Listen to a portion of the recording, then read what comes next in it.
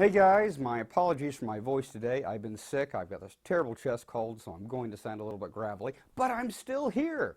And today we're going to talk about transgenders in bathrooms, just because it's such a huge deal right now. It's all over the news.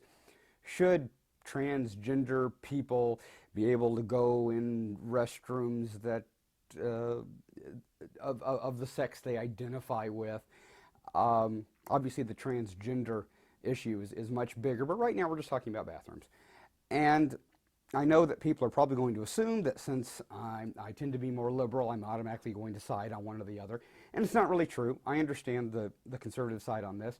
I definitely do.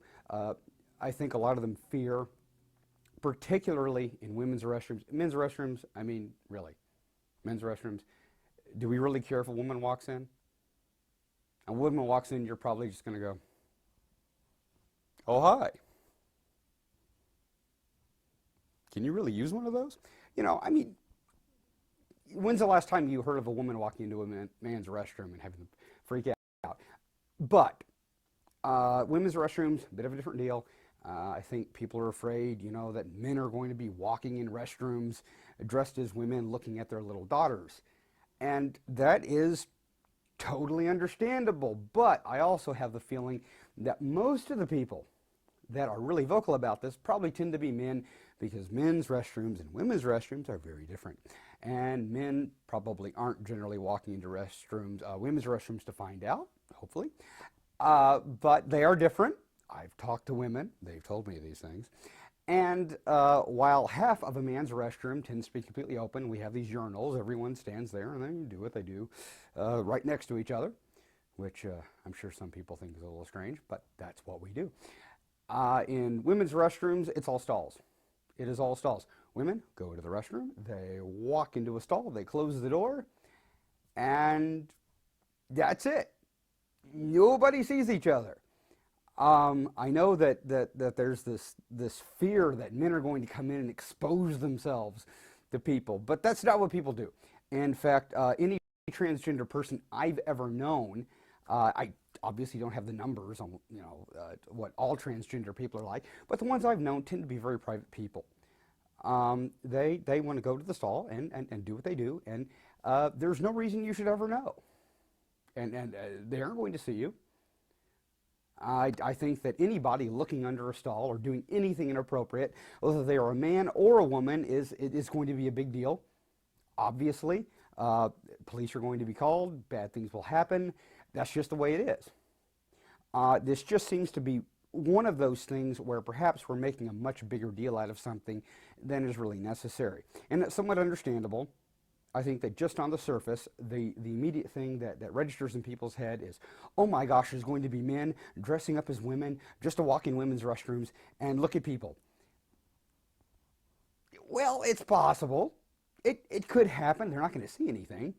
There's not much to see in a women's restroom. You know, like I said, they're going to be in the stall, or they're going to be standing at the sink, washing their hands, doing their makeup, whatever. It's not really going to be a problem. If they do anything, then of course, you know, the only place that women see each other pee is probably in prison movies. So I don't think we generally have that issue. But just something to think about. Conservatives, pick your battles. There's genuine stuff to be worried about. I understand. I think that a lot of conservatives right now are feeling like all the rules are coming down, all the walls are coming down. There's nothing separating people. They're all losing their privacies, and anything goes. Dogs can be cats, cats can be dogs, mailmen can be morticians, whatever, and anybody can be anything, and that makes people feel like they're losing control. Now, I think liberals deal with that in a different way. Liberals have a tendency to feel, it doesn't matter. We need to protect all the walls. We've got to take down all the arbitrary labels and just remove it all and let anybody do whatever they want. And blah blah blah blah blah blah blah. And that's not necessarily a good idea. It's not. You know, a lot of walls in society are necessary. But we're coming to a point in our country right now, largely, I'm speaking of the USA, of course, we are getting to a point where we are redefining those walls. We're thinking about them. And the truth is that always happens in a society. All societies have gone up and down with it. There was a time when any woman in the household, other than the woman of the house, didn't wear a top. Whatever reason, it was like a right. It was a right to cover your breasts. And I'm sure a guy must have come up with this.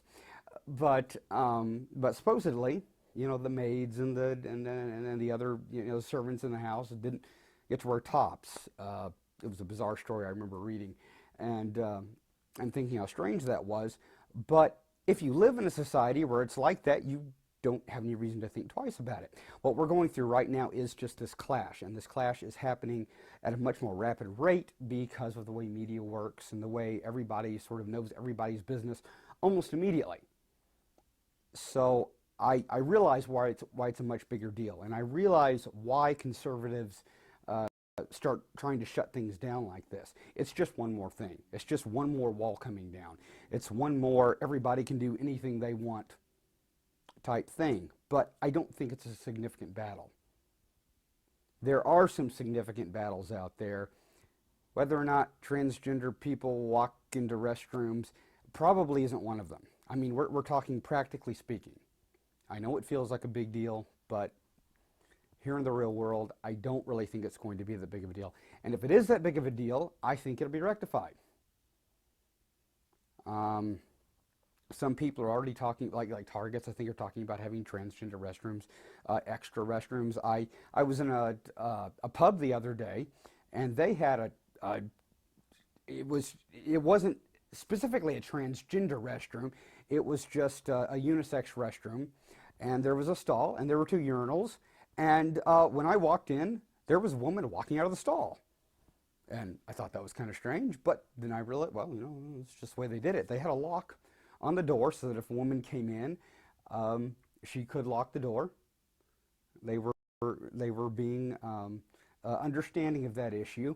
But it was interesting just to realize that none of us really cared. We all sort of looked at it and blinked. I think it's kind of like Y2K. You know, where the computers rolled over and they sort of blipped and nothing really happened. We thought the world was going to end, and it just didn't. And I think a lot of these issues are like that. We think that they're such a big deal that when they happen, everything is just going to go into chaos. And in reality, societies are really a lot more elastic. The whole thing with homosexuals and transgender people and all these issues, society flexes. There is no reason that conservatives, the conservative part of society, doesn't get to remain the way they are, even though sometimes we want them to. Yes, there are instances, and I'm not going to talk about them right now, where those are somewhat infringed upon, and that's a big battle. I understand. I just don't happen to think this is one of them. I'm the Urban Omnist for whatever that's worth. I'll see you guys later.